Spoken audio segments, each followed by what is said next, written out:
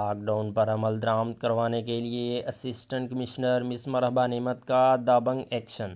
مین بازار سمیت مختلف بازاروں میں چھاپے، متعدد دکاندار زیر حراست، دکانیں سیل، گراں فروشی پر نقد جرمانے عائد کر دیے۔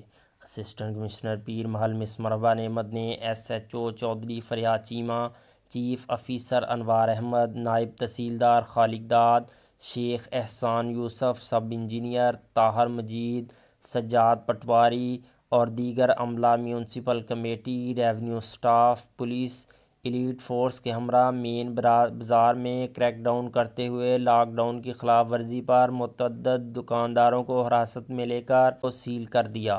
بازار میں زائد نرخوں پر سبزی اور فروٹ بیچنے والوں کو نقد جرمانے عائد کر کے موقع پر وصول کیے۔ اسسٹنٹ کمشنر نے شہر کے یوٹیلیٹی سٹورز کا بھی دورہ کیا۔ یوٹیلیٹی سٹورز پر چینی سمیت دیگر اشیاء کے سٹاک کو چیک کیا۔